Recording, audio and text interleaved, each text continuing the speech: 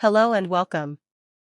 Today we are going to talk about FAQ on professional practice, submitting person and endorsement. All FAQ information shared in this talk is directly sourced from the official Board of Engineers Malaysia, BEM, website. Disclaimer: this talk merely reads out the FAQ content. No responsibility is assumed by the producer for its accuracy, interpretation, or application. What types of plans can a PE submit on behalf of his employer? Who bears the liability, the PE or his employer in such cases? A PE cannot submit any plan to the authorities except as provided for under Section 8A of the Registration of Engineers Act 1967, revised 2015. A PE may submit plans or drawings to any person or authority in Malaysia where such plans or drawings are in relation to an equipment, a plant or a specialist product invented or sold by him or his employer. The PE who submits such a plan or drawing will bear the liability, even if the plan or drawing is not prepared by him. Can a PE endorse proprietary roof truss system for submission to the local authority? A PE may endorse the proprietary roof truss system sold by him or his employer. However, only a professional engineer with practicing certificate, PEPC, can be the submitting person to the local authority. Who will be responsible if the proprietary roof truss system fails? Only PEPC can be the submitting person and will be held liable for plans designed by him whether directly or indirectly, including proprietary roof trusses designed by others which are deemed to have been checked and approved by him. Issue on liability: how to take action against foreign engineers. Following the amendment to REA 1967, there is no distinction between local and foreign engineers. Therefore, similar action can be taken for both. Is a PE allowed to submit plans for charity building as a pro bono service? Only a PEPC is allowed to be the submitting person. A PE is not allowed to submit plans even as a pro bono service. What is a submitting person and what is a submitting consulting firm? Certain local authorities accept plans from submitting person who do not practice under a consulting company registered with BEM. Submitting person, SP, is defined under UBBL.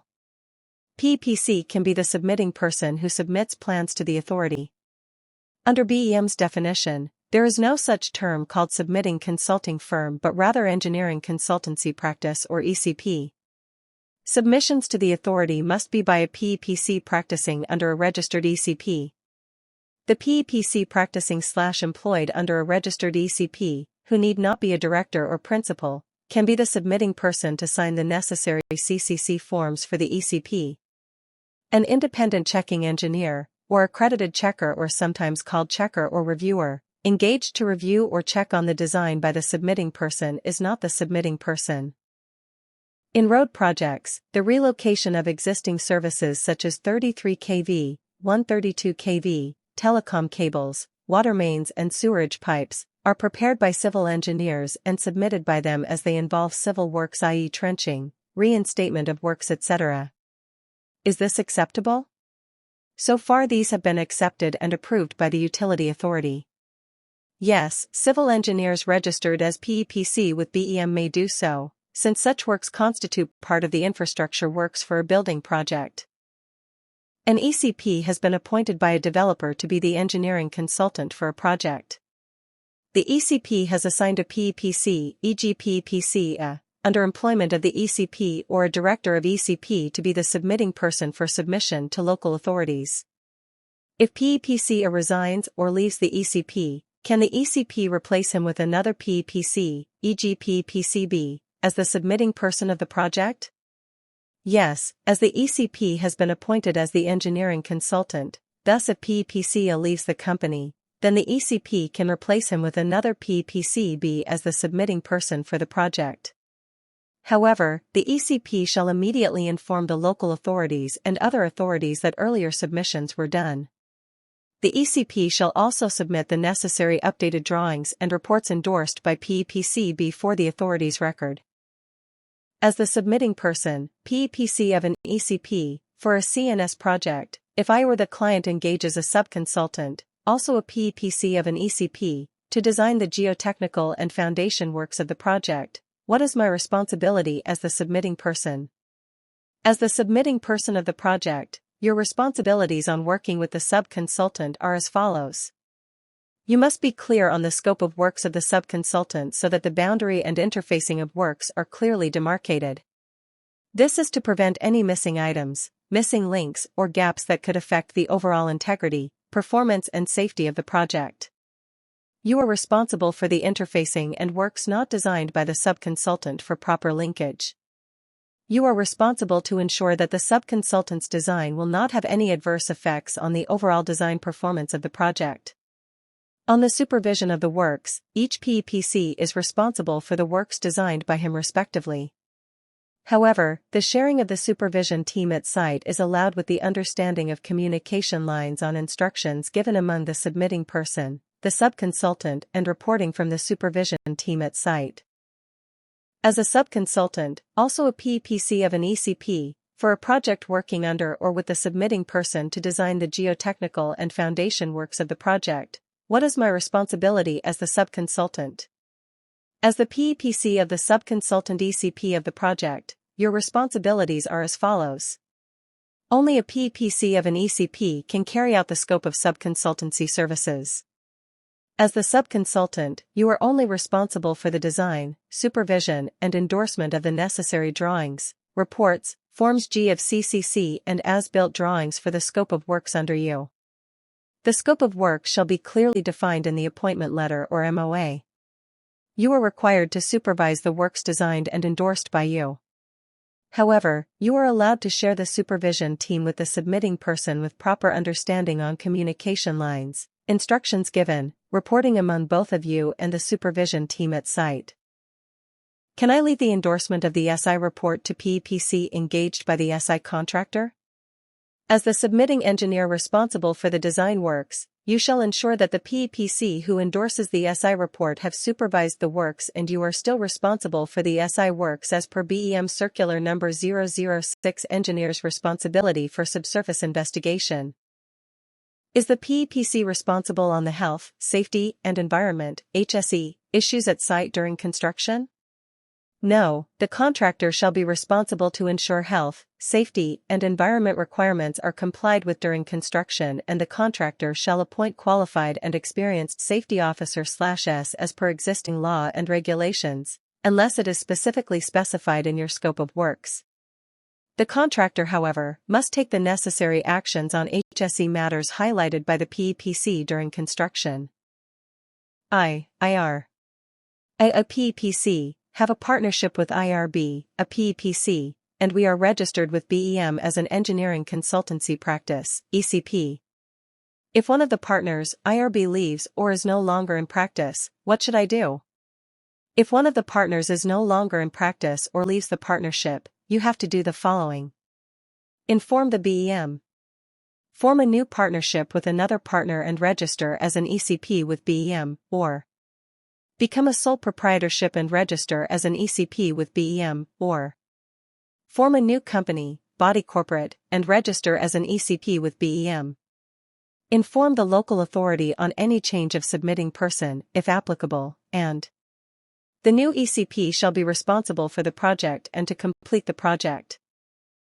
Being a PEPC with an ECP, I am one of the many submitting persons of different ECPs for a project under the PSP, who is an architect, which is to construct 3 high-rise towers with a podium on a 10 acres land.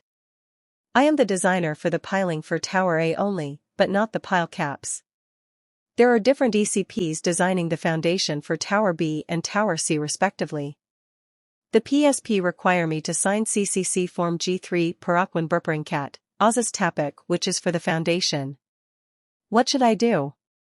In the construction of a project, especially a large project, there may be more than one submitting person, and more than one ECP, involved in the project. For foundation and structures of buildings, sometimes different ECPs will carry out different scope of works respectively, such as only piling, or pile caps and stumps or structural elements above, which may also be by different ECPs, respectively. Therefore, it is very important to be specific on your scope of works when preparing to sign any of the Form Gs. For your case, since you are the PEPC of an ECP who designed, endorsed and supervised the scope of works for piling for Tower A only, you shall do the following at the start of your work on this project. The scope of works of your involvement shall be clearly defined in your letter of appointment or MOA.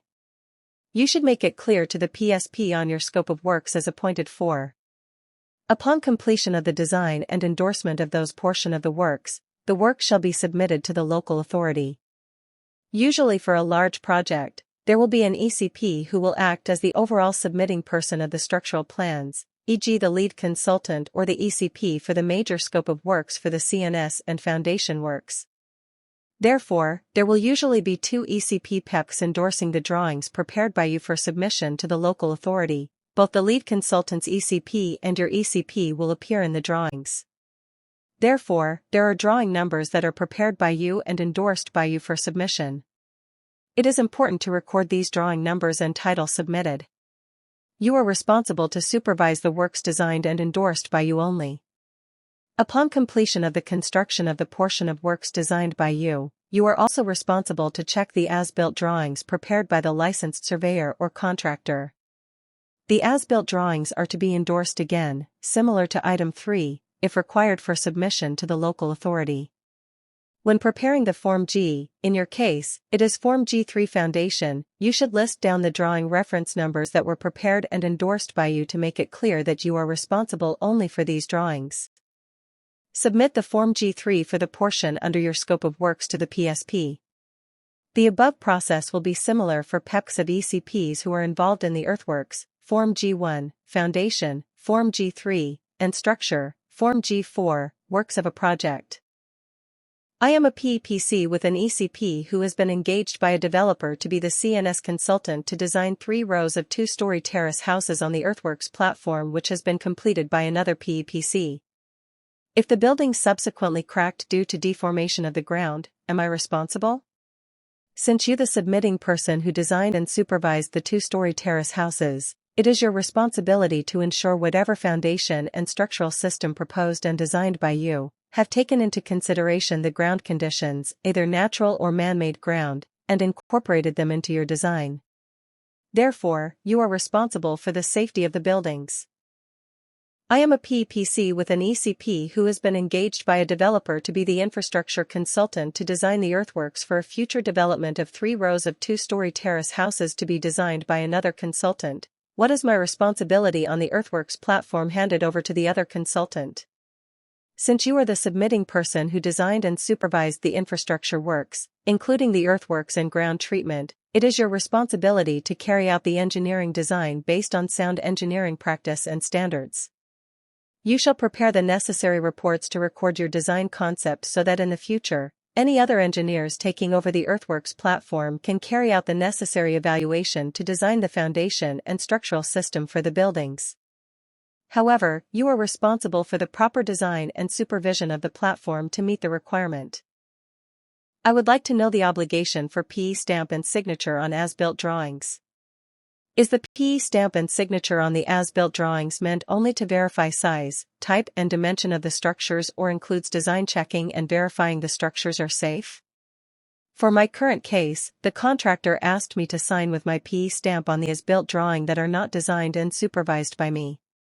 As-built drawings are to record the works as physically constructed at site.